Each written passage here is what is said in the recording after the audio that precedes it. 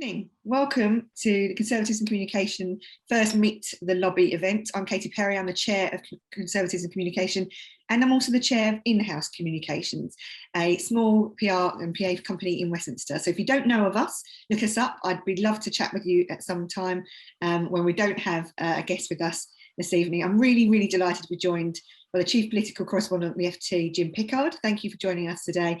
A quick run through for anybody that doesn't know you and hasn't had the pleasure of feeding you some stories in the past or been on the other end of one of your queries. You joined the FT in 1999, became Chief Political Correspondent in 2013, a keen photographer. So if you haven't seen some of his stuff, check him out on Twitter because you've got quite a talent there, Jim. A part of the award-winning team in 2019 from the Press Gazette Award Political Journalism for the Year for a series on Jeremy Corbyn. And in March this year, you've been involved in the frontline reporting about the Green Seal scandal. Last week, you were awarded the prestigious Paul Foot Award from the Private Eye and on exactly the same subject. And it's been quite a week for you because in the same week as you go from being an award winner, you have also had to eat your hat. You're now qualified hat munching after you pledged that the Conservatives were bound to win Chesham and Amersham, and obviously that was a Lib Dem win. So anyway, welcome, Jim. Thank you very much for joining us this evening. I'm really grateful to have you here. Let me kick off first of all with how this might work this evening. So this is super relaxed, so massively informal. If you haven't already poured yourself a glass of wine, you're missing a trick. Get yourself a drink, sit down. The whole thing is really about how, as we are in the kind of comms industry, but we have been stuck and not been able to network at all for the last year. It's just about how we kind of, introduce the organisation to you, see if you can answer any questions we might have for you. Hopefully they'll all be pretty straightforward. I'm sure there'll be a few challenging ones in there because I know the team and I know that they've got that in them. If you want to ask a question of Jim this evening, please do put that on the Q&A chat. So don't put it in the chat box, put it in the Q&A. And it'll be able to appear up on my screen and I will be able to start selecting questions. So welcome, Jim. I just wanted to have Chairman's first dibs, really, an opportunity to kick this off with a question of my own. And again, please feel free to put as many questions in as you want. Let's talk about Chesham, considering you had to eat your hat. I don't know how tasty it was or whether or not clearly you survived to live the tale, but whether or not it made you feel slightly sick. What went wrong for the Conservatives in Chesham and Amersham? And linked to that question, let's talk planning. Do you think the government, it looks like the government's going to plough forward with planning reforms. Do you think they might be watered down as a result? So to answer your first question about the hat, I think it's probably made of cheap polyester because I got it at a Liam Gallagher gig from Michael Duggar, who was the head of UK Music at the time, and it was a giveaway hat. This was the reason that I chose that one to eat because it was kind of the cheapest, least valuable of all my hats. And I think my digestive system hasn't quite forgiven me for taking that cheap choice. I think probably where I went wrong with Amersham, apart from the use of phrasing, and had I just written on Twitter, I would be massively surprised and astonished if and when the Lib Dems win there. Then I don't think I'd be sort of chased by various people on social media and forced to eat polyester. There's a question of phrasing. I think probably in terms of why I got the prediction wrong, I think firstly looking at national trends and transporting them to a local setting was a mistake. The Tories are at 44% nationally and the Lib Dems are at 7%. I mean, I have done loads of bets against the Lib Dems in the last 5 years and they've always come off really well, financial bets. This is the first one.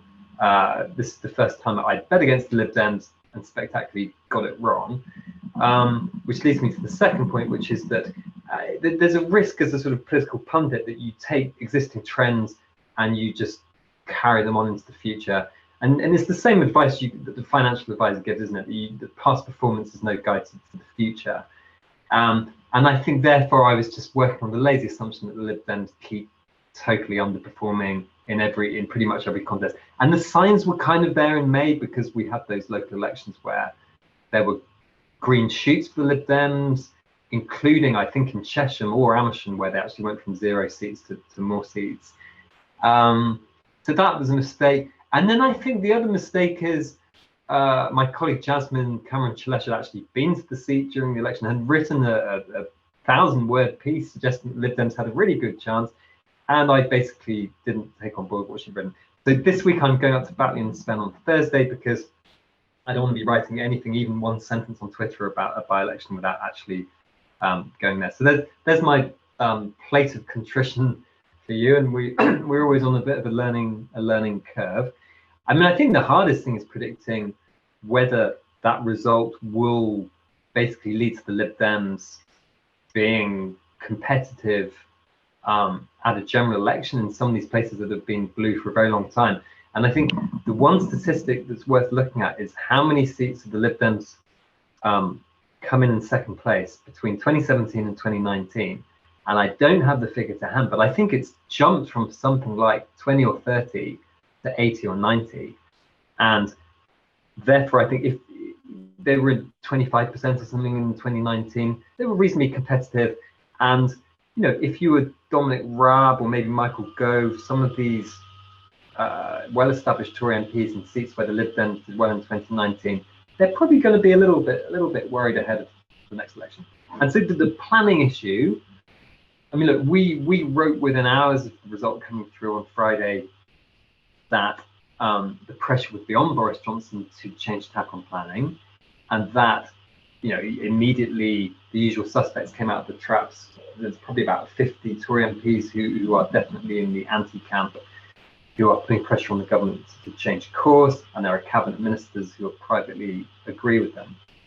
I think Boris Johnson genuinely believes that these reforms are a good thing. I think to give him credit, he genuinely sees a problem, which is people under 40 or under 30 can't buy a home, and this is a way of doing it. I think if he could find some way of softening this politically, then he would do so. I think the thing that makes it very difficult for the Prime Minister is that there were two elements of political difficulty about these reforms, right? So for those who don't follow this very closely, basically, if you're a council now, you have to designate all your land either for development or for preservation, and you have to provide a certain number of, you know, homes from your area, which will add up nationally or across England to 300,000 a year. And what Tory MPs were angry about was firstly the scale of this at 300,000 a year. They were secondly unhappy about what they call a mutant algorithm, which is a computer system which would just designated homes according to various factors like demographic growth, economic success. And they felt like the Southeast was being punished for being economically successful, and that surely the homes could be put elsewhere. The problem for Boris Johnson is that he has already acceded to that demand. He has already ordered the algorithm to be changed so that a much greater proportion of the homes are being built in urban areas, aka Labour seats. So he's already done that, and the Tory MPs are still unhappy. So you're sort of left with the question of, without abandoning it altogether, what can he do? And he could drop the target from 300,000 to, let's say, 225,000 or something. I mean, I wouldn't be surprised to see that.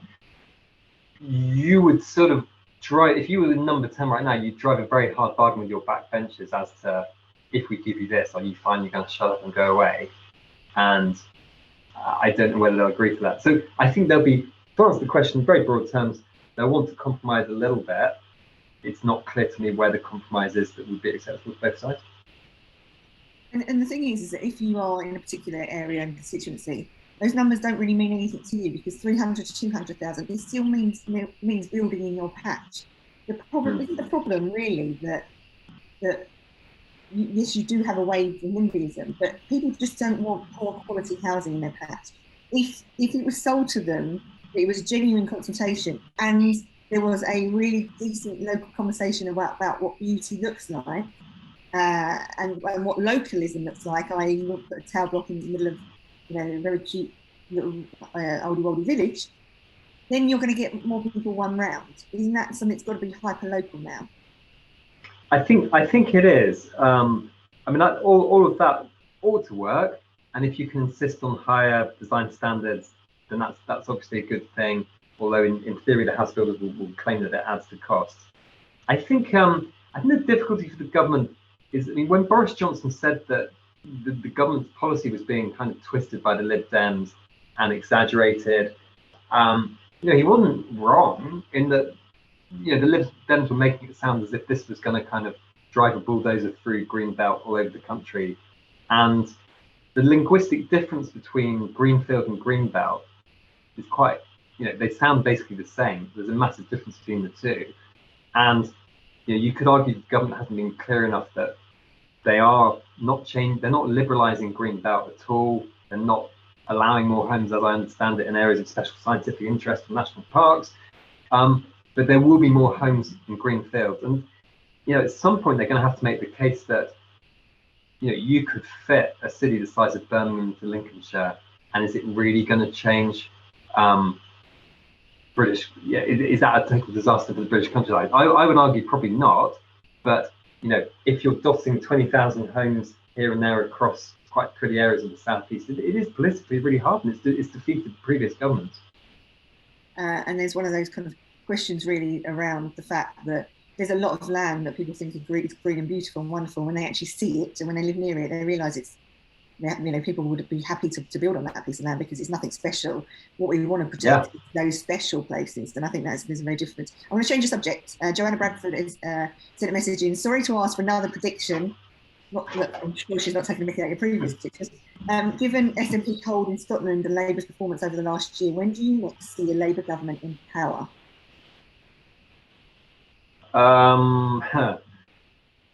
When do I see a Labour government in power? I mean, this is, I guess, coming back to where I went wrong with the Lib Dems and Chesham and Amersham is if you draw straight lines between past performance and what will happen in the future, then if you do that with the Labour Party, you just basically end up with them going nowhere for the rest of my adult lifetime. If you take past performance and you look at the structural issues that face them, I mean, when Keir Starmer says he's got a mountain to climb, it sounds like kind of an exaggeration, but that's literally where they are. And I went for a walk in the park with someone in the shadow cabinet about a month ago, and this person was just saying, I know we all use this language of we're in the foothills, but it doesn't even feel like we're in the foothills with the scale of the challenge ahead. And I think, what unites Labour's problems north and south of the Scottish border is nationalism. So north of the border, you're either pro-independence or you're anti. And the unionist vote is just, you've got half and half. All the nationalist votes going to the SNP. The other 50% is being shared between the three parties. And in that situation, Labour just it's in a structural bind where you can keep changing the leader. You can have dynamic, wonderful leaders, but they're not going to be nationalists. They're not going to be pro-independence. And in Scotland, that means that Labour is just locked out of power. As I say, things change. I don't predict the changes, but right now it looks desperate. And then, of course, you have the English nationalism south of the border, where call it English nationalism, call it culture wars, call it whatever you want, where the Tories are mopping up more votes than Labour outside of the big cities. And, you can over-interpret the results of Hartlepool, Chesham and Batley and Spen and read too much into what is just three by-elections. The by-elections have their own kind of particular weird characteristics. The long and the short of it is that the Labour Party lost 323 council seats net in the May local elections, and therefore, these are deep structural things that you can kind of. I think their best hope is basically if Keir Starmer is the bridge to someone more dynamic and charismatic, and Boris Johnson is the bridge to someone with no charisma, then it's not inconceivable to see the dynamics changing. And at some point, the public don't want a one-party state, and whether it's after 15 years or 20 years or 25 years, they want to change. You would have thought at some point they're going to want to change. So I don't know when the tide will change. I think the tide changing is very hard because of Scotland. So when I talk to Labour people, they're incredibly depressed because most of them can't see things getting much better for the next 10 years. I've been there in opposition, and it just feels like it's going to go on for absolutely ever and ever and ever. If you'd like to ask a question of Jim, please put it into the Q&A box. If you'd like to come on live to the call and ask a question, or indeed have a chat with Jim, can you just put it into the box you'd like to come on live, and I'll bring you onto the chat. So I don't want to bore you, and it's just me and Jim for the next hour. So there's a few of you. If I want to bring you on and you would like to come and have a conversation with us, that'd be really great too.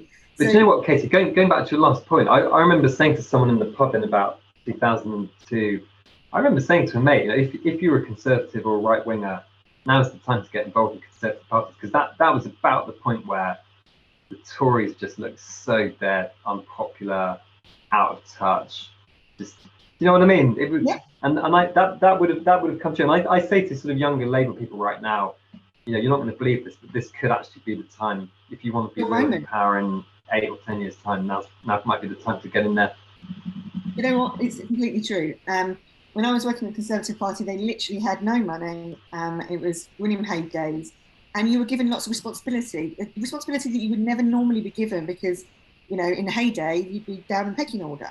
And so you rise to the top really, really quickly. So you get promotion, you get to do different things, you get to go on foreign trips with the leader or whatever it might be. The stuff you would never normally do. So I wholeheartedly agree with you, Jim, that, you know, if it's something you want to do and you want to be a special advisor or you want to work in Tory HQ, then, or, you know, in terms of your part of the Labour Party right now, that's definitely a thing for young people to do. And, you know, people are always attracted to the winning side. And sometimes it's good to be on a campaign, if you really believe in it, that isn't necessarily the winning side because you've got, you know, the foresight to think it might be coming down the line.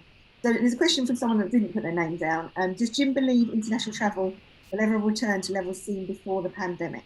Now, that's quite an interesting thing for many of your readers because it's a business community that, you know, I know some companies that saved literally billions of dollars by not sending people around the world on first class tickets anymore.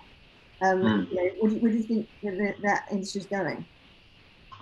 So I think when it comes to international travel in terms of holidays, I think that will bounce back with a vengeance once things normalise.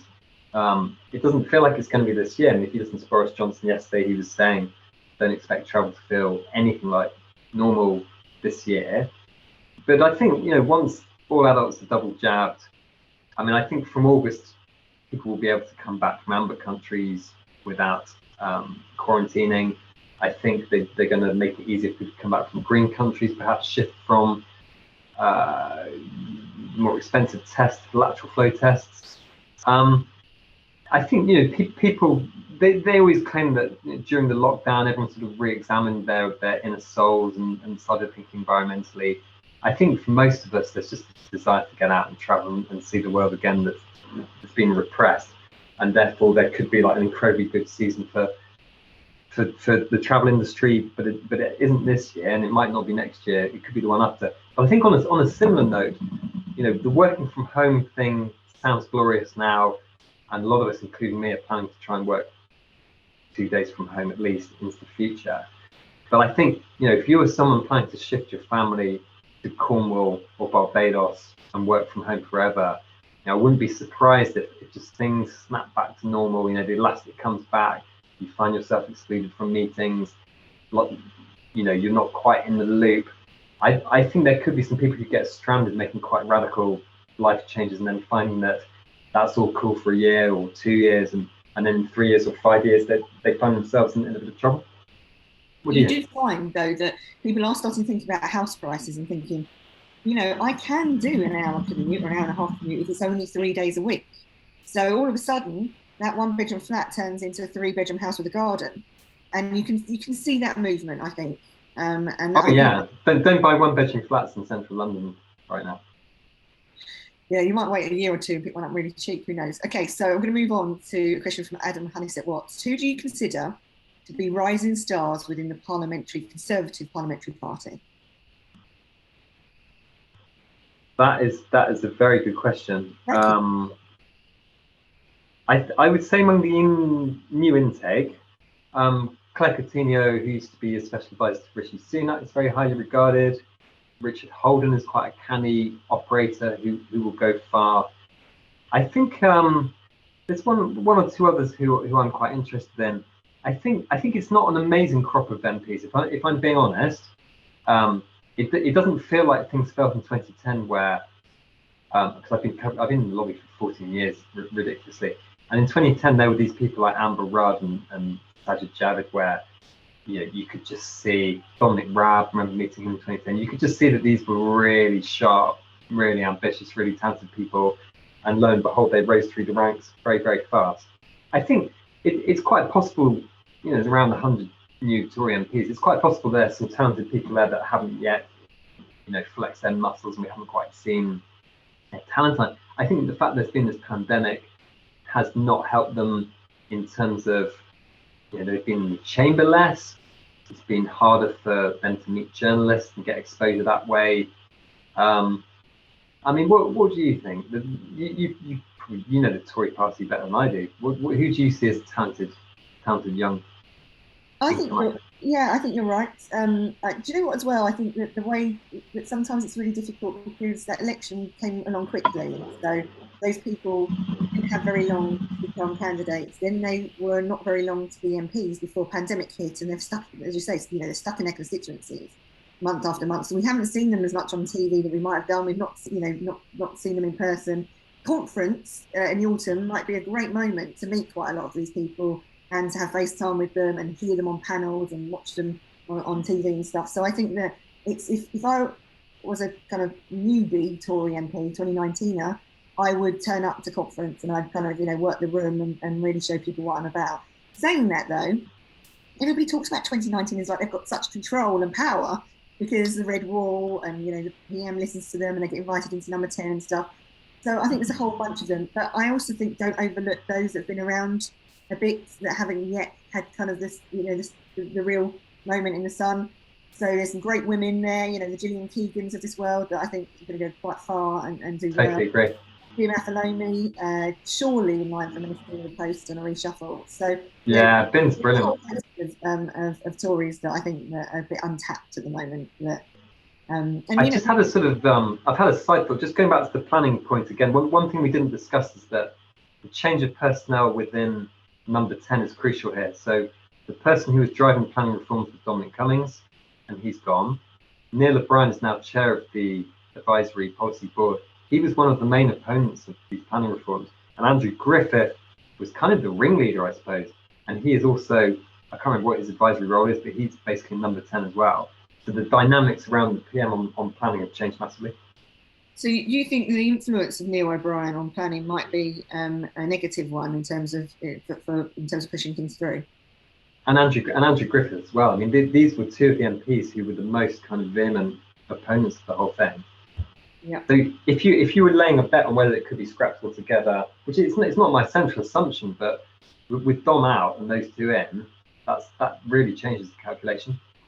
And on that, before I go into some more questions, really, really quickly, and I know I'm taking the mickey in terms of my questioning, but I think it's quite important.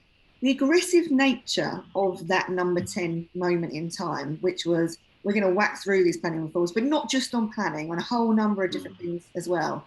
What's been the long-term impact of that, or is there not a long-term impact? Are we over it? And things, as we know, people come and go in number 10. New crowd, new day. But has there been a long-term, impact on kind of that aggressive nature of the way that the organisation was being run for a bit? Yeah, I mean, I am the last person to call myself a fan of Dominic Cummings, but I think that attitude of we need to move fast, we need to do radical reform. You can see it in terms of the speed with which they're moving civil servants out of London. You can see it with the dynamism which they have genuinely embraced levelling up the last year or two in many ways, whether it's moving Treasury North, whether it's changing the guidebook or the rule book on Treasury infrastructure investment. Without Dominic Cummings there, I don't know whether they're going to pursue it with the same kind of aggression and rigour. He some of his views on the civil service blob, I think, are kind of offensive against the great people who work in the British civil service. But others, in terms of the Treasury's tendency to defend the status quo, I think are quite legitimate. And I think the planning is one where, he perceived this massive sort of social injustice that, why should young professional people in London be struggling to rent small flats when loads of people elsewhere are sitting on hundreds of thousands of pounds of capital gains on their homes? Without Cummings there, yeah, there'll be less drive in other ways. The way that he treated special advisors and generally acted is not something that I would ever endorse. But I think that there is a point there about radical dynamism, and it worked for the one central objective of Brexit, and it did work in terms of getting the deal, even at the expense of throwing out all those Tory MPs. But maybe in the hands of someone else it could have lasted a bit longer. Okay, so I've got quite a few questions coming in. If you want to ask a question, please put it in the Q&A box. If you want to come on live, just put the word live, or I'd like to come on live to talk to you guys. Hey, do you know what? I've got the impression that the makeup is off. People are sitting there in their pants with a glass of wine in their hands, and they don't want to come live and talk to us, Jim. But they're more than happy for us to carry on chinwagging. So I'm going to plough on with some more questions. So a question in, Tony Blair has been threatening a return to politics for some time now. Do you think he could actually ever get elected again? People do have short memories after all. What do you think? Good question, Anne. It's a good question, and I think Keir is the kind of thing Keir Starmer might do to sort of show that he's turned the page from the Corbyn era. What could be, chucking Jeremy Corbyn out of the party was meant to be the big bold move. I mean, let's remember that was technically done by David Evans, the General Secretary, not by Keir Starmer, but that was meant to be one of those big drop your bacon sandwich moments that the public remember. I mean, Blair coming back would certainly be an eye opener. It would certainly be a statement. I don't know where he'd stand. He's not going to be able to stand in the northeast of England, is he? He's going to need to stand in Hackney or somewhere. But then you then have the dynamics of what job do you give him which satisfies his ego, but doesn't see him basically looking like he's in charge. What do you think? I think the British public are all about fresh. I mean, there's a view that if Rishi Sunak does 10 years in the Treasury, will he still be fresh in time to be PM, or was that moment passing by? And I think the British public like that fresh nature of something that is put in front of them, rather than thinking that this is recycled Tony Blair type offer. Right, I've got a couple of more questions coming in from the lovely Roger Evans. Do you consider an early election to be more or less likely at this point? I think that's a really simple one. I think they'll be led by the polls. They're enjoying the vaccine bounce now. There's a lot of talk going on about 2023, although that talk tends to be more about Labour worrying about 2023 than Conservatives saying that's the secret plan. I think they have the power to go to the polls whenever they like, and they will just pick a moment where the tide's in their favour and they're 10 or 15 points ahead. And do you think that the by-elections, or certainly the Chesham and Amersham one, has slightly put that off course a bit, or not really? It's a good question. I still think they have to be led by what happens at a national level. And I mean, the truth about Chesham and Amersham, not to defend my horrendous Twitter faux pas, is that the Lib Dems, they can pour resources into a single seat and just absolutely drown out everyone else. But they can't do that everywhere. In a general election, they're spread very thinly over an awfully wide area. And we all know that in a general election, the first past the post system kicks in, and things do tend to gravitate back towards the two big parties, which the theory 20 years ago was that the two-party system was starting to be broken. But if anything, the last 2 or 3 elections, the two parties seem to have been taking a bigger and bigger share of the vote. Okay, we've got a question in from Tony Freeman. What do you think will be the outcome of the Scottish referendum debate? My view is that Devo Max, my question's just gone off the screen really quickly, but I think the view was that Devo Max might be enough to keep them on side, but obviously lots going on in Scotland right now, and lots going on in terms of number 10 in the Cabinet Office is how they're going to deal with the Scotland problem. So what do you think is going to happen in terms of a potential referendum, and how should the government, or how do you think the government's coping with that? So I think you could sort of posit scenarios where you have 3 options, or you have sort of complicated permutation, but none of them are risk-free. And I think the Boris Johnson approach is basically just to keep your head in the sand and just hope that you can keep defying it until he leaves office. I mean, someone who was very senior in number 10 until quite recently said to me that their internal polling actually suggested that this wasn't as kind of fast as you might think, and that the feeling in Scotland, according to the Conservatives' internal polling, was that only a small minority, like 20% of people, wanted a referendum straight away, and an even larger chunk of the nationalist vote thought, in the middle of a pandemic, this isn't our priority. We can wait till we're out the other side, wait till the economy normalizes for a little while. But this person, the point they made to me was that that if you were to defy them and come out and say, referendum over our dead body, no way, then that 20% would go up to 50% or more. That's why he's trying to do this kind of manana approach. You'll get your referendum maybe, but you might have to wait 30 years or whatever it is. And then you obviously get into this question of whether the Scottish government, the SNP, just pursue their own referendum. And then if that happens, what the British government does, and do they end up in the courts because it's not legally binding? And clearly the SNP divided over that tactic as well. So yeah, I think Johnson's just basically just hoping it all goes away, and that may or may not work as a tactic. I think you might have a point there. There's lots and lots to play for, though, and sometimes I feel that they haven't really got a big grasp on the plan of action to actually tackle Sturgeon and what's going on in Scotland. Right, Adam has been brought in because it's a bit lonely up here, me and Jim by ourselves. So we invite you on to ask a question of Jim and any thoughts you might have in terms of what's going on this week or the last few weeks in terms of Tory chat. So the floor is yours, Adam.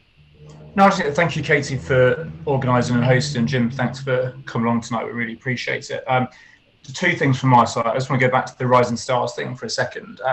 We run our annual survey of members, and back in June, last month, so the top 10 names that came up were Kemi, Tom Tugendhat, Victoria Atkins, Alicia Kearns, Paul Holmes, Tracy Crouch, Joy Morrissey, Gillian Keegan, Claire Coutinho, and Tia Clark. So a couple of similar names there. Is there anybody else there that you kind of, in those top 10, you would agree with? That's an interesting. That's a good list. I mean, Tracy is not a newcomer, but I mean, she's a close personal friend of mine. I think she's brilliant. I think she's one of those politicians who cut across party lines. Like, I don't think she looks and sounds like a conservative, even though she is very much a conservative. And when you look at what she did with problem gambling, it's absolutely brilliant. The sort of master stroke, you don't expect it to be the Conservatives who do this, and yet on public health grounds it was unquestionably the moral thing to do. I mean, Tracy is a slight maverick. I could easily see her in the cabinet, but I could equally just see her always being outside the tent because she likes doing things in a maverick way. And I think Tom Tugendhat is kind of the talent who, head and shoulders above loads of people in ministerial roles. I think there's a limit to how many old Etonian Conservative prime ministers you can have, and he clearly took a kind of different path to Boris Johnson on various things, including Brexit, and therefore he's in this sort of slightly, it's a powerful position being chair of the Foreign Affairs Select Committee, but it's clearly not as powerful as being in the cabinet, and he is a brighter and better politician than a lot of people in the cabinet. But Boris's time will come to an end, whether it's 2 years away or 6 years away. And even in 6 years' time, Tom will still only be in his early 50s, and he's quite an energetic guy. So I think definitely one to watch there. I don't really know Alicia Kearns. Tell me about her. I defer to Katie. She probably knows a lot more than I do. She's done a lot on the Pregnant and Screw campaign, which has been really, really successful. The campaign was about how she wanted to make sure that every woman had the opportunity to have their partner in the birthing room with them during COVID, and it was a very, very successful campaign. And she's young, she's smart, she's I think getting lots of people thinking about never really spotted her before, and so she's definitely turning heads. People are interested in her because, again, she doesn't really necessarily come about as your average Tory. You look at her and you hear her speak and you hear her talk about politics. You couldn't quite place her, and I think that there's something about that in the Tracy Crouch model. That's what people want, isn't it? It was a great campaign. I knew it was a Mail on Sunday campaign. I didn't know she was the MP behind it. It was a brilliant campaign. And Kemi, I'm not going to be sort of saying how brilliant Kemi has given her quite unusual approach to media freedom, such as kicking off about being asked quite normal journalistic questions a few months ago. I think it was Huffington Post that bore the brunt of that. But she's a talented parliamentarian. She's a strong right-wing voice. I can see her going. I can see her going far, even if that might not be something that the lobby particularly enjoys. Adam, another question. Is that right? Yeah, no, the other one that always comes up from our side is that two-thirds of our members would like to become a special advisor, and half of them would like to become an MP one day. And in the Tory party, it's kind of like, it's difficult. Some people don't know how to become a SPAD, whatever. But on the flip side, from your perspective, what do you think makes a good SPAD, apart from the obvious, like being responsive and answering your questions at all hours of the day? What kind of things do you look for? What, in the people that you know well, what impresses you the most on the SPAD side? The really honest answer here, which I probably shouldn't give, but it's the truth, is that the things that journalists find useful in a special advisor may or may not be what's useful for their political masters, because we basically like people who tell us everything that's going on, preferably bitch a bit about various colleagues, and spill the beans on stuff, and are very candid.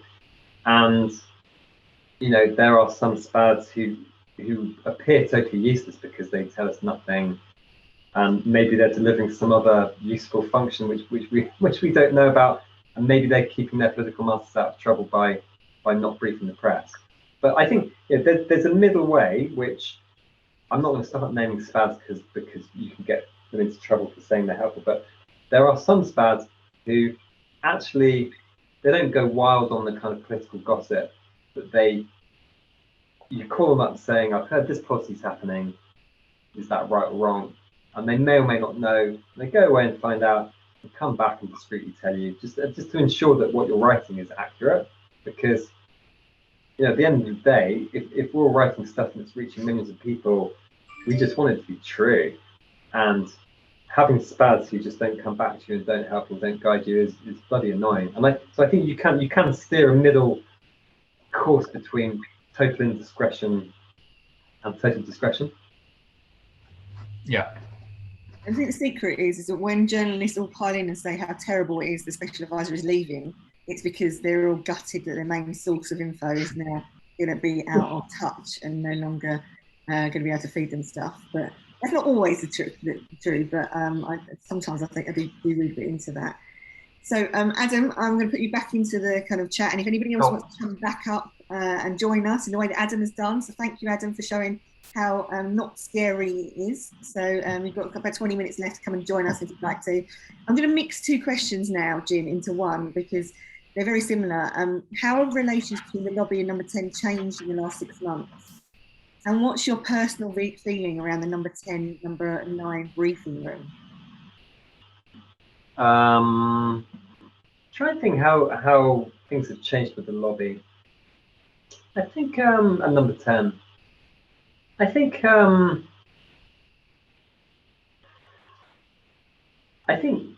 when Dominic Cummings was there, I mean, he might disguise the press, but he was clearly leaking like crazy to several of his favourite political journalists. So it's not like information wasn't getting out, whether it was through him or other people. I think everyone likes Rosie, who's now, I don't know what a technical job is, but it's sort of like the First World War, where people sort of rise, become general very fast. And Rosie's really good, safe pair of hands, very popular. Jack Doyle's fine, who I think is the head of press. If I'm being totally honest here, and this is going to sound a bit kind of up my own arse, but my kind of stories don't really depend on briefings from Number 10. They come from all sorts of ephemeral sources, and then you just hope the Number 10 doesn't deny them. So I kind of find it bizarre the way that power shifts so fast. And 1 minute you're Dom Cummings in a basement in Northumberland, just like looking at the internet, and then you're the second most powerful person in the country, and then after a year you're in a basement in North London writing a Substack. And like the speed with which power ebbs and flows it's like the one thing I've taken away from my work in the lobby. It you know, I don't want to personalise it with Cummings. You know, one minute you're a Lib Dem cabinet minister, then you're not even an MP, and it's just really weird. And therefore, the only advice I can give to anyone in this weird bubble is just to be reasonably nice to everyone, because, you know, one minute who thought Rishi Sunak was going to be? I could see the guy was going to go far, but, you know, I was lunching him 2 years ago. I never expected him to be Chancellor like 6 months later. And whether this is good for government or not, it's probably terrible for government, isn't it? What goes up must come down, right? And so the speed at which careers are made and then broken, I think, is you know, quite a good point to make there. And when they lose power, be nice to them. If anything, be even nicer to them, because firstly, they might need some cheering up. Secondly, they might still know where the bodies are buried. Third, they might be back. And third, they might be back. Absolutely spot on. I'm going to bring in Roger Evans to the live chat now. He's got a question on average Tories, and we've talked a lot, actually, Jim, around, you know, what the average Tory looks like and sounds like and acts like, and how people are jumping out at us because they're not quite what people might think. And you know, you have that also for the Labour Party. Many Tories I know, like Jess Phillips a lot, for example, they think that she's, you know, the real deal and that she really does care about constituents. So there is something there about, you know, these individuals. I don't know whether or not we're having problems getting Roger onto the screen, but I'd like to bring Roger on if possible. Hi, Katie. I think you can hear my voice. No. But for some reason, not see my picture. I'm staring into this new camera I bought here, which usually works, but it's let me down on this occasion. Fine. Go for it. Start my video. There we are. Yes, there we go. So it all works now. Yeah, I mean, I do a lot of work with people who want to be candidates, and I've certainly noticed the background of people applying to be candidates has broadened and changed. And I just wondered if the rest of you had noticed that as well, because you have referred to, you know, people who are not like the average Tory several times in the debate so far.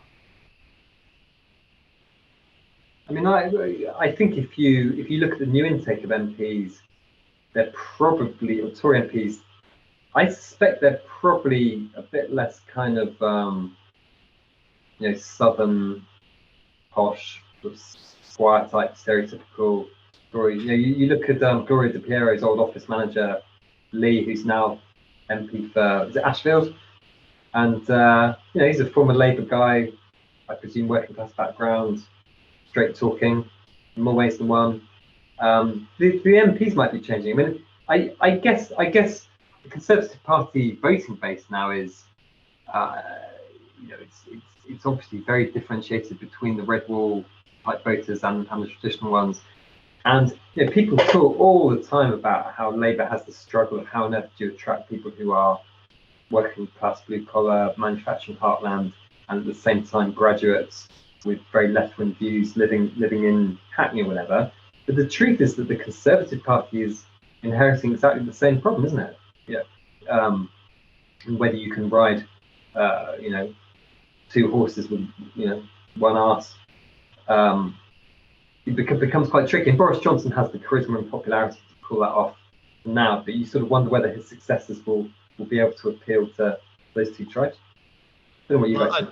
Yeah, I think there's perhaps an interesting question as a consequence of that. And Katie, I think you might have an opinion on this as well, having had some experience. But how do you think the Tories win somewhere like London in the current situation? For me, very, very quickly. For both of you. I think that there has to be a standalone brand in the way that Ruth Davidson carved out a really good standalone brand in Scotland to win those 13 seats. I don't necessarily think it's part of the overall, you know, one size fits all. And I think there's something different that we can appeal to Londoners, offer Londoners a package that really does talk to London rather than being something that tries to appeal to Middlesbrough at the same time as it does to Ramsgate, you know. And so I would. That raises the question: what about Rory? Rory Stewart for London. You tell me, Jim. Rory Stewart, what do you think? I honestly think I think, you know, he could do it. I think the fact that Boris Johnson chucked him out of the Conservative Party actually is probably quite good in London, somewhere like London, that you're a standalone character doing your own thing. I mean, I think I thought those 20 odd Conservative MPs that were thrown out of the party a year or two ago were some of my very favourite Tory MPs. Not just on personal grounds, although I was. Because you're a Liberal metropolitan elite, though, Jim. I am that ghastly person, yeah. But I just thought they were talented, smart. You know, leaving aside Remain and Leave, and I was never someone who supported the people's vote or thought we should try and have a second referendum at all. I just thought they were charismatic, intelligent Tories who, you know, and Rory Stewart was one of the greatest of them in many ways. Like, he's such an articulate, smart, interesting guy with an incredibly interesting backstory. You know, the dude was probably a spook, right? Working in places like Afghanistan. He's written that amazing travel book about crossing Afghanistan with a stick in the deepest winter, just after the war began.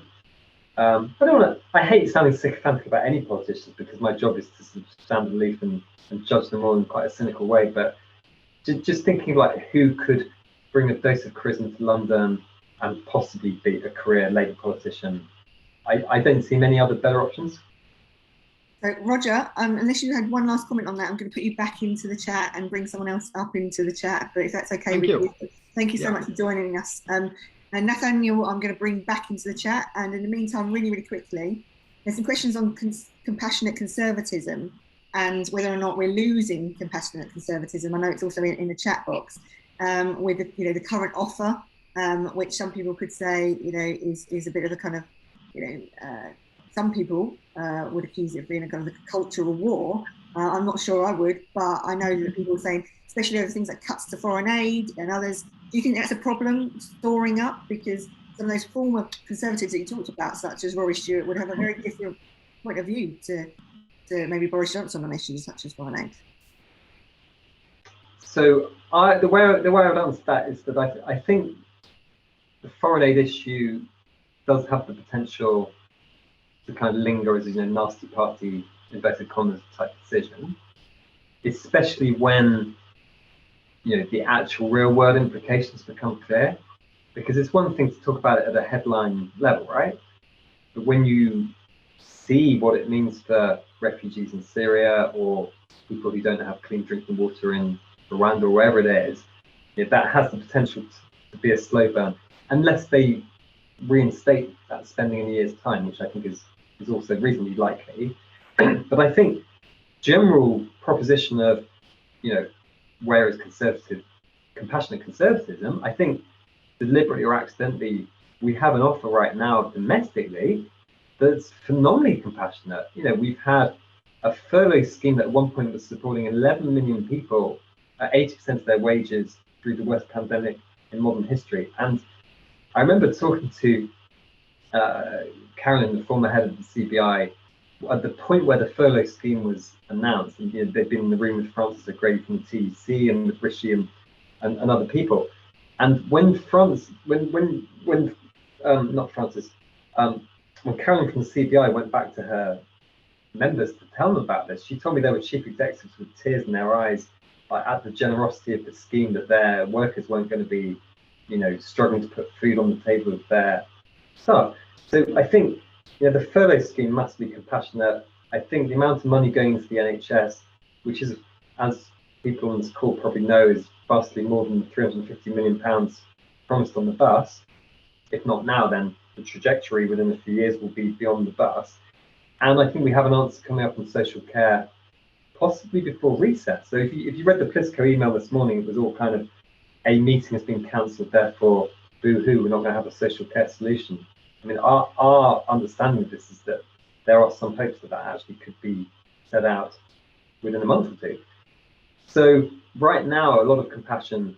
I think where that changes is where, the furlough ends in September, the calls for fiscal discipline get louder, legitimate calls for fiscal discipline, because don't forget that Britain's debts have gone from £1 trillion to over £2 trillion. Well, they were nearly £2 trillion before the pandemic, right?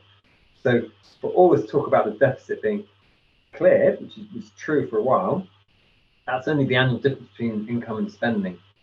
total debt just mounting up and up and up and up, and we have these economic headwinds in terms of inflation going up, will interest rates have to go up? And at that point, we have to spend much more money servicing our enormous debt.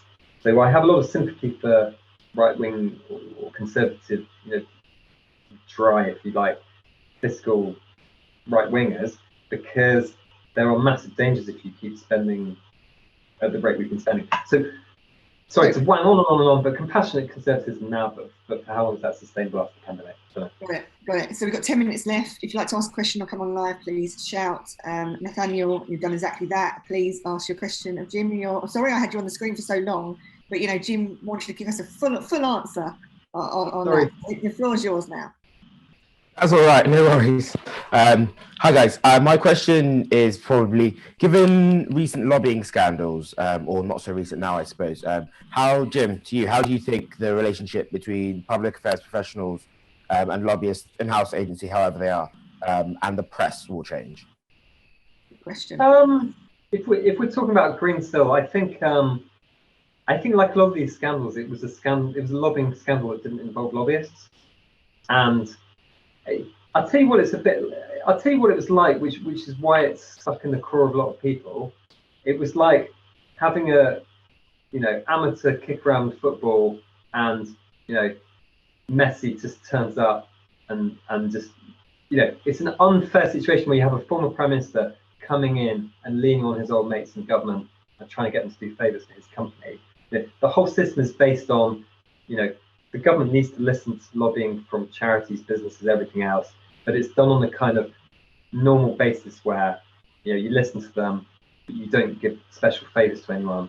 But the whole point of the Cameron story was the former prime minister, his guns were 1,000 times bigger than anyone else because of his previous role as party leader, and that's part of what made it a scandal. The other thing that made it a scandal, if you follow our coverage, is that the whole Greensill GFG network is, of course, now being looked at by the Serious Fraud Office. So it's not like he was lobbying on behalf of, I don't know, children in need or Pfizer or something. He was lobbying for a particularly interesting organisation. Does it not open the door, though, to everybody saying that the whole system needs reform? And, and is it not kind of, one bad decision or series of bad behaviours has now led to potentially a whole industry being looked at?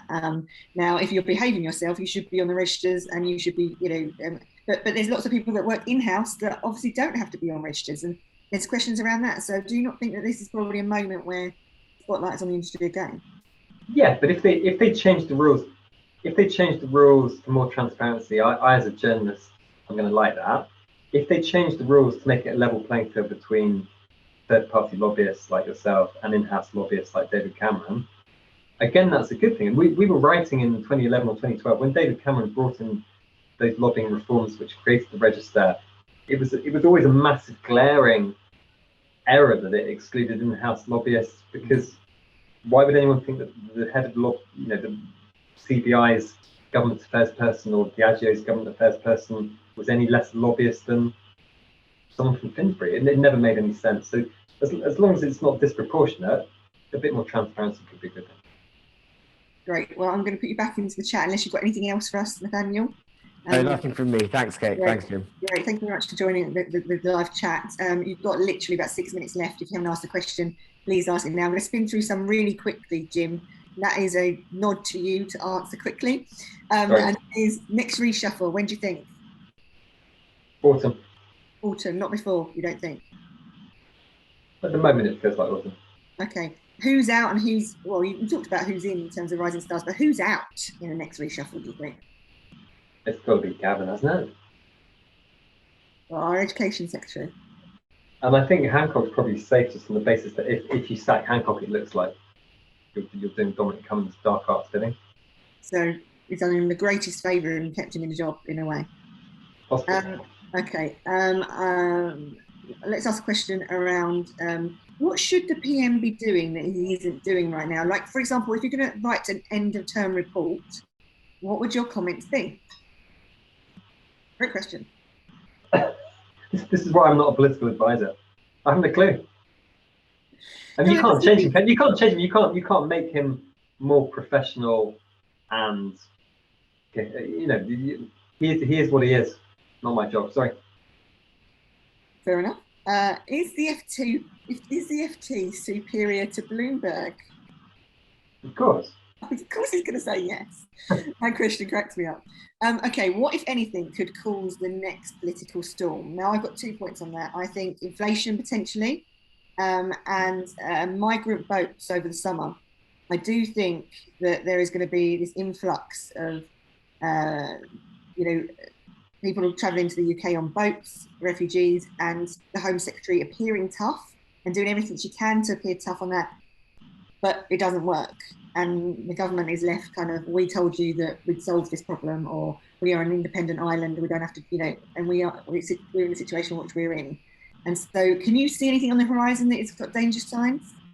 So my first answer is that I often don't see massive stories coming out of nowhere. So when in early March a colleague messaged me about Lex in relation to Lex Greensill, I didn't even know who he was talking about.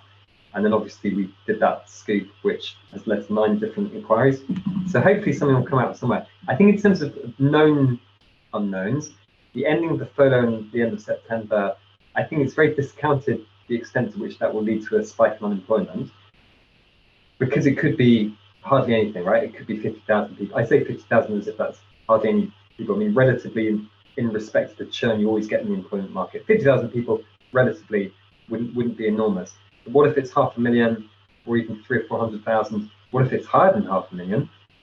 We literally, when this support is removed, it's like ripping off the band-aid. We don't know. And Rishi Sunak surprised a lot of people last autumn by continuing it, furlough. But I think this time he will end it, and there will be consequences. And we still have industries like aviation and tourism, which are still obviously in quite a lot of trouble. Okay, a couple of last questions. Autumn statement predictions. Is there anything, or budget predictions? Like, I know that's quite far away, but actually in our world, when you've got the summer recess, it's not that far away. What do you think that might, be in autumn statement that flagging now? Is it just too early? Haven't a clue. I think it might also be overshadowed by the spending review. I think we've had these, we've had these brief spending reviews because we've been lurching from crisis to pandemic, and I think the actual big spending review that will have the more meaty decisions on whether it's the Northern Powerhouse rail, whether it's the social care settlement, defence spending. I think that's where there could be some really big tough decisions made. We talked very quickly talking about the COVID splits amongst the Mark Harpers of this world versus Cabinet. If you think that we are definitely unlocking roughly around this time next month, where does that type of Conservative go from this point onwards? Is it to prevent future lockdowns? Is it, there's always that side of the party that. So I think, and this is a really interesting thing, that we all presumed that the pandemic would end, everything would go back to normal, and you'd almost just sort of flick a switch. I think it's becoming increasingly clear that there's going to be a really long transition period. We all know old people, young people who are anxious, don't want to go out. We know people who don't want to go back to work. What are the implications for city centres? There'll be people, scientists advise us to keep wearing masks all the time, people pushing for social distancing, other people, so there will always be room for the kind of libertarian wing like Steve Baker and Mark to keep pushing against scientists saying, at the first sign of trouble, because it's going to be like flu, isn't it? Where flu, 20,000 people die in some winters, and we as society don't lock down. I think on the current government's estimates, there could be 30,000, 40,000 deaths from COVID, and that is seen as a likely scenario. Will they try and get that number down? What if that is an underestimate? These arguments are going to rage, I think, for quite a few more years.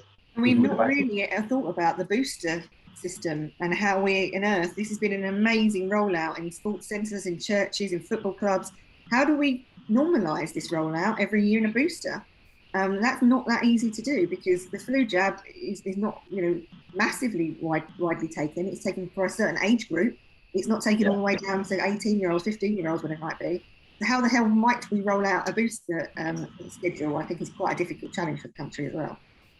Okay, I'm going to ask you one last question, then we're going to go, even though I know that I'm out of time. And that is, you talked a lot about what you'd like to see in special advisors.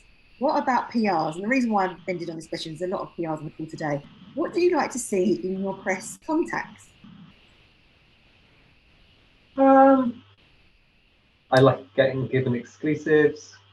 I like a bit of notice before getting offered a story. I mean, the day before is often quite a good idea. So with the FT, we have our news meeting first thing in the morning.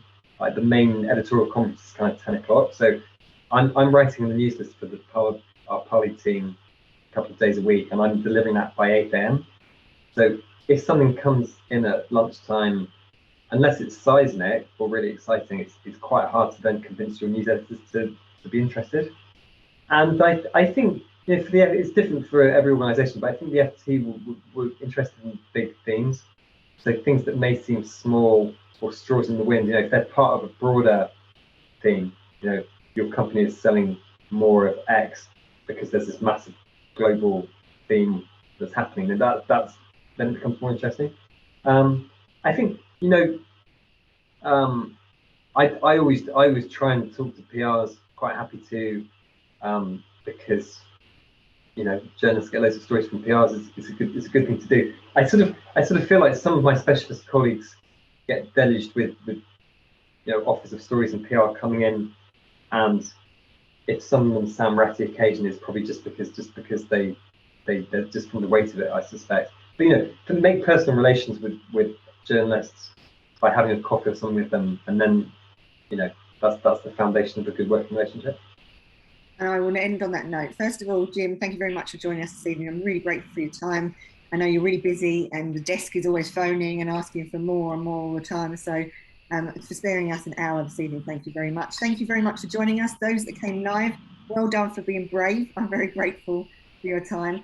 And I want to end on this note is that let's hope the football cheers us up and we get the victory that we want this evening. But thank you very much for joining us this evening. Thanks for joining Conservatives and Communications and constantly supporting our events. And thanks to the team at In-House for putting us on. Thank you very much, Jim. Take care, everyone. Thanks very much. Yes.